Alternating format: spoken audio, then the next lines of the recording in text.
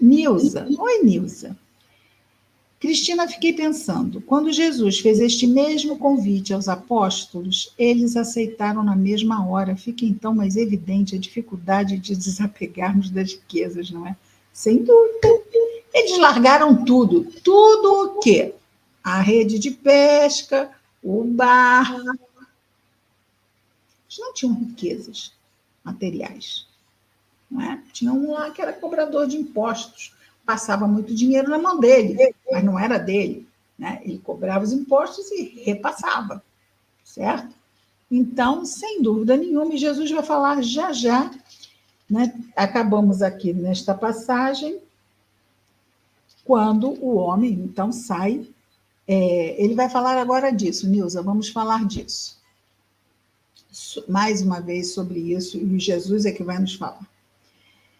Então, este homem vai sair pesaroso, entristecido, porque era possuidor de muitos bens e não estava mesmo a fim de abrir mão deles. E agora? Agora vem uma passagem que é as posses e o reino dos céus. Lembra que nós falamos na mensagem inicial que foi aberta ao acaso, não é? Que íamos falar sobre isso. Então, aqui ainda no capítulo 10, no versículo 23, o que nós temos?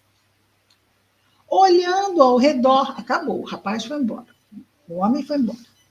Olhando ao redor, Jesus diz aos seus discípulos, aproveitando a lição daquele que acabara de sair, chamou os seus discípulos. Quão dificilmente os que possuem riquezas entrarão no reino de Deus. Quão dificilmente os que possuem riquezas entrarão no reino de Deus. Os discípulos estavam assombrados com as palavras dele. Por quê? Porque ele estava falando meio que ser rico não era uma boa ideia. Ou seja, não era uma boa ideia, não. Ser rico não é pior nem melhor que qualquer outra situação. Só que nos acende o apego, certo? Como muitas vezes uma beleza muito grande pode nos acender outros vícios, não é? Então, excesso de recursos é a porta larga. Larga é a porta da perdição. A porta estreita é a porta da salvação. Porque quando nós temos muito de um determinado recurso, podemos ficar sem parâmetros. Podemos fazer qualquer coisa, porque afinal temos tanto. Temos tanta inteligência, ou tanta beleza, ou tanto dinheiro, que não podemos. Temos tanto. Só que tudo é recurso dado por Deus. A inteligência pode ir embora, não pode? Os discípulos, então, estavam assombrados, porque, afinal, naquela cultura, naquela sociedade, ser rico era maravilhoso.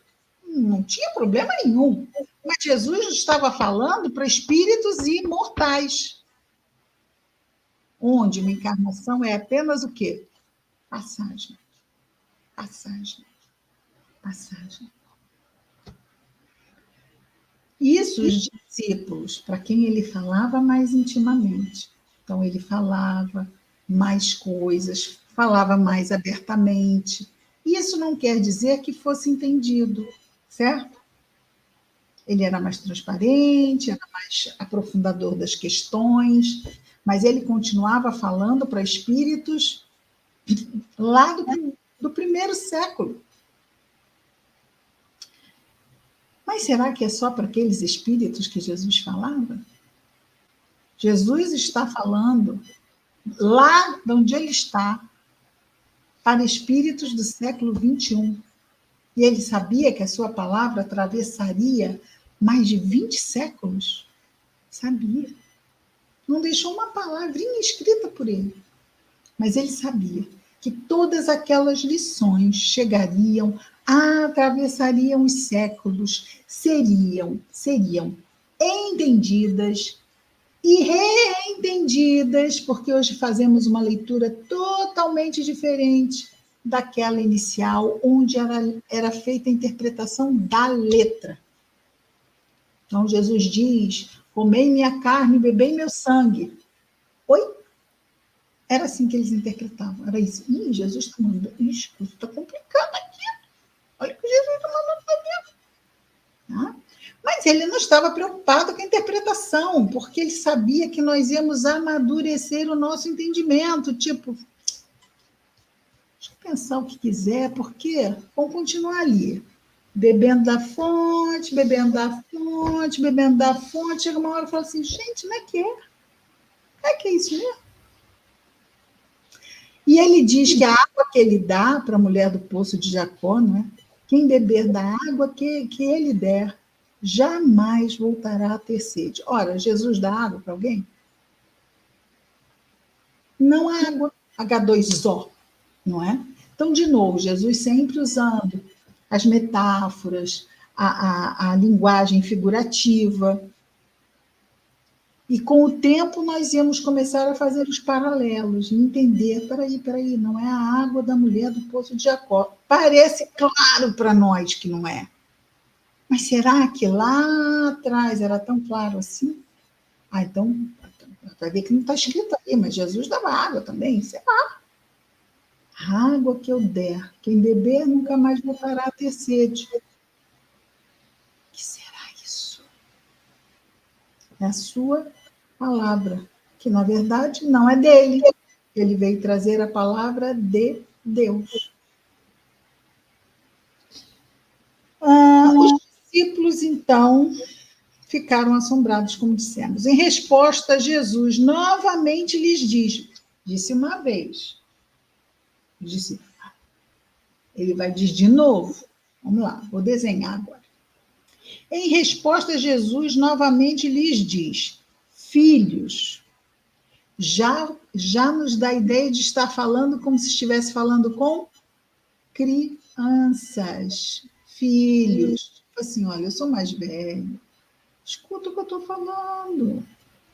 Como é difícil entrar no reino de Deus. Lembra que nós estamos falando do reino de Deus? Difícil entrar no reino de Deus. É, de novo, a questão da porta larga e da porta estreita que ele já tinha falado. É mais fácil, diz ele, um camelo passar pelo buraco de uma agulha do que um rico entrar no reino de Deus.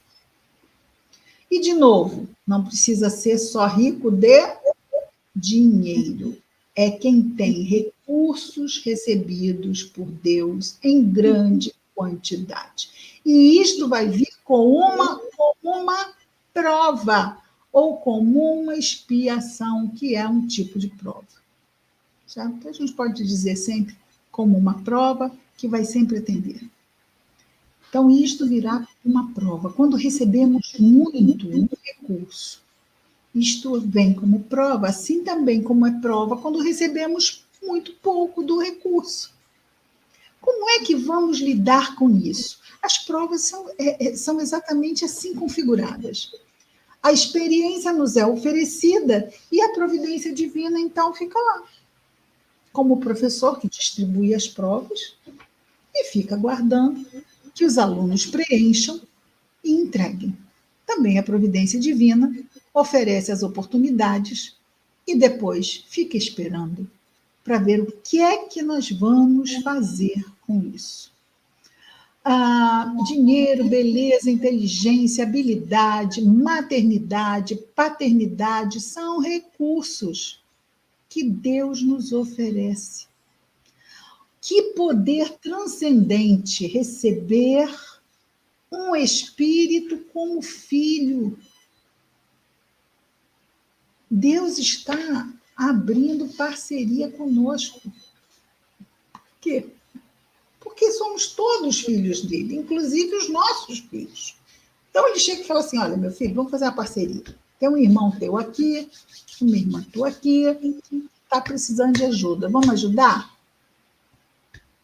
Vamos ajudar. Né? Se chega aqui a oportunidade, vamos ajudar.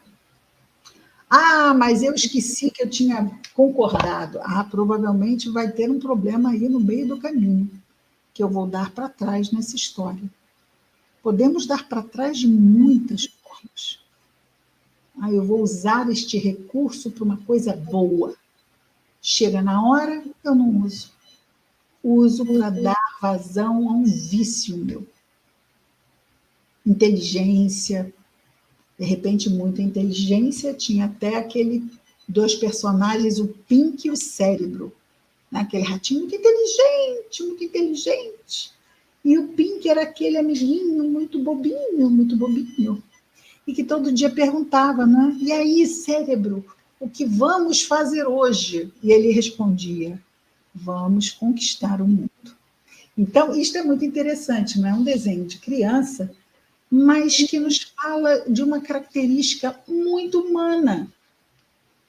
Então, quando temos muito de um recurso, podemos muitas vezes nos perder neste recurso, achando que ele é nosso.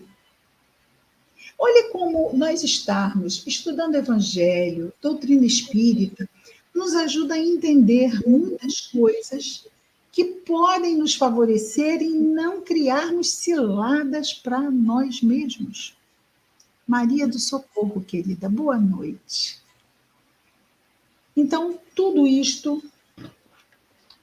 Jesus está tentando chamar aqui a atenção dos discípulos e de nós, não é? Séculos e séculos depois. No versículo 26, eu não vou entrar aqui na questão do que é buraco de uma agulha, porque isso aí já está decantado em prosa e verso.